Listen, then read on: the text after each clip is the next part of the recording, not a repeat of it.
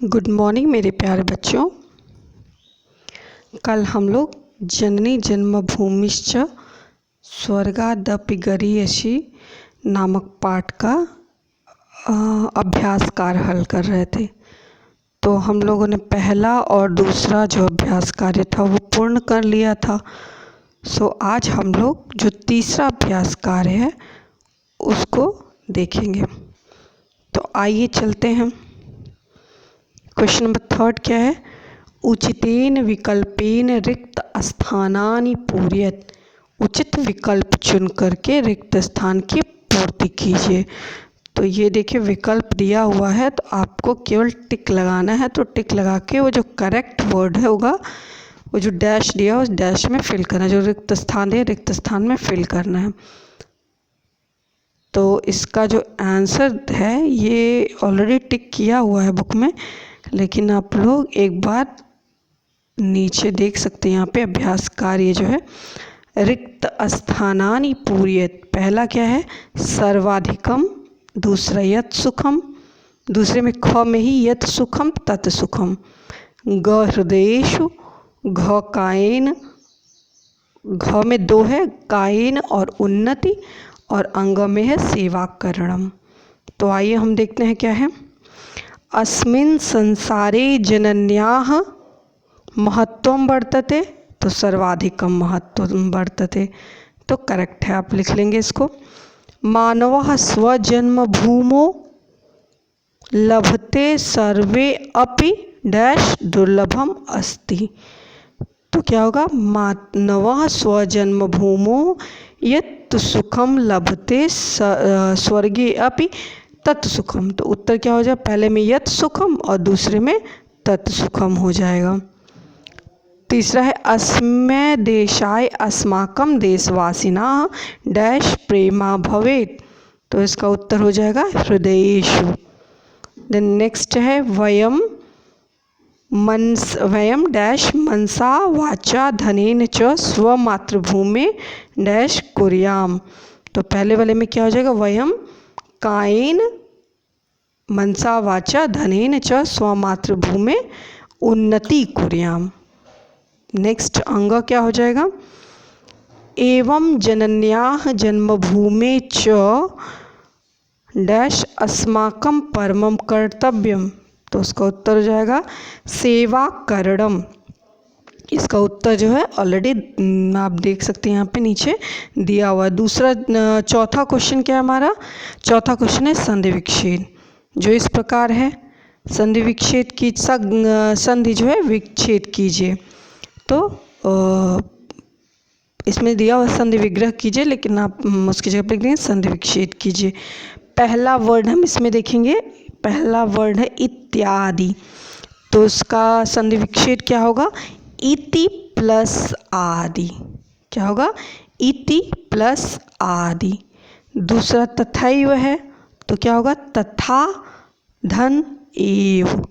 जन्मभूमि रपि लिखा है, तो जन्मभूमि, भूमि के बाद विसर्ग हो जाएगा, जन्मभूमि ही अशेष बचेगा, तो जन्मभूमि अपि। तो ये जन्मभूमि हो जाएगा, और अ यहाँ र जो है विसर्ग में र जो है वो विसर्ग में बदल जाएगा और बचेगा अपि, तो जन्मभूमि ही हो जाएगा। इसी तरह से नेक्स्ट है वधांतरम। तो यहाँ भी 2 शब्द है, वध धन अंतरम हो जाएगा। अंग क्या है? अस्माकम अपि।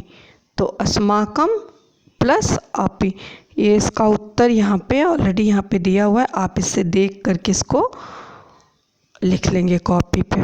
नेक्स्ट दिया है संस्कृत भाषा में अनुवाद कीजिए। पहला क्या है? देशभक्त स्वदेश के लिए सर्वस्व त्याग देते हैं। तो इसका अनुवाद हो जाएगा देशभक्तः। आप यहाँ से देख करके लिखेंगे देशभक्तः स्वदेशाय सर्वस्वं त्यजति। देशभक्त स्वदेश के लिए अपना सब कुछ त्याग देते हैं। नेक्स्ट क्या है? इसका नेक्स्ट अनुवाद क्या है? मातृभूमि नेक्स्ट है हमें अपने देश की सेवा करनी चाहिए। तो इसका आंसर क्या हो जाएगा? स्वदेशस्य सेवा अस्माकं कर्तव्यम। स्वदेशस्य सेवा अस्माकं कर्तव्यम। देन नेक्स्ट क्या हो जाएगा? मातृभूमि माता के समान सबका पालन पोषण करती है। तो ये तो बुक की सेम लाइन ही है, तो बुक की लाइन आप इसमें देख करके, बुक से भी देख करके लिख सकते हो और ऐसे भी। मातृभूमि जननी इव सर्वेषां पालयति पुष्यति च। सेम बुक की लाइन है, आप यही बुक की लाइन जो है वो लिख लेंगे। नेक्स्ट प्रश्न क्या है? शास्त्रों में माता को स्वर्ग से भी श्रेष्ठ बताया गया है। ये भी सेम बुक की ही लाइन ही है, तो हम इसको भी देख लेंगे बुक की लाइन से। आप बुक में भी चेक कर सकते हो, यहाँ भी लिख सकते हैं। शास्त्रेषु मातरम स्वर्गादपि, ये ध्यान दीजिएगा, स्वर्गादपि गरीयसी उक्तम। शास्त्रों में माता को स्वर्ग से भी श्रेष्ठ बताया गया है। नेक्स्ट लास्ट वन क्या है? चौथा का अंतिम, हमें प्राणों की बाजी लगाकर स्वदेश की स्वतंत्रता की रक्षा करनी चाहिए। ये अनुवाद का संस्कृत का अंतिम अनुवाद है, तो इसमें आपको क्या लिखेंगे?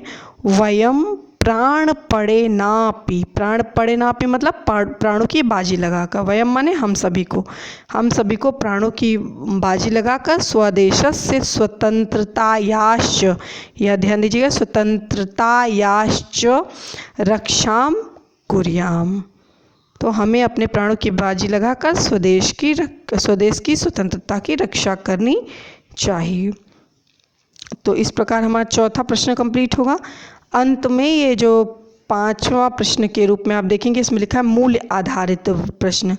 ये मूल्य आधारित प्रश्न जो है, ये सारे प्रश्न के उत्तर आपको बुक में जो है वो दिए हुए हैं। पहला प्रश्न क्या है?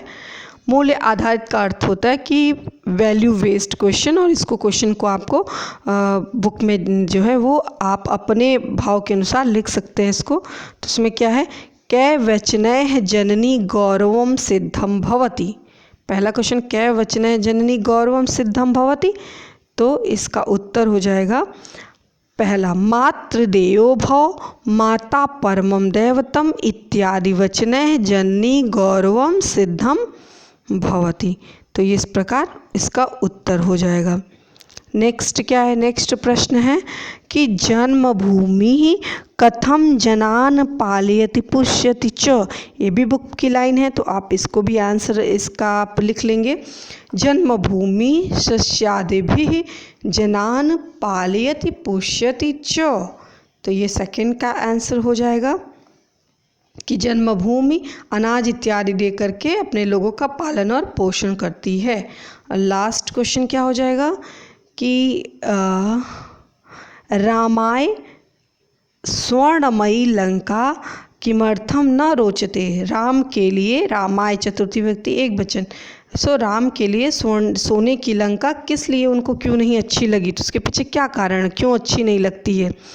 तो लास्ट आंसर हो जाएगा जननी जन्मभूमिश्च स्वर्गादपि गरीयसी अतः रामाय स्वर्णमयी लंका न रोचते। स्वर्णमयी लंका न रोचने, तो न रोचते, तो ये इस प्रकार मूल्य आधारित प्रश्न आपका है। तो सभी प्रश्नों के उत्तर आप लोग को समझ में आ गए होंगे।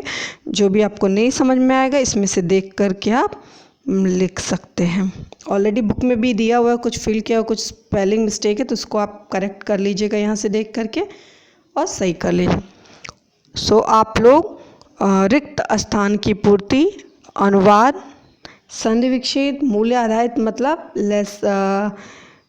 एक्सरसाइज 1 से लेकर के लास्ट एक्सरसाइज तक सारा जो एक्सरसाइज दिया वो सारा आप कॉपी में कर लेंगे, कॉपी में लिख लेंगे।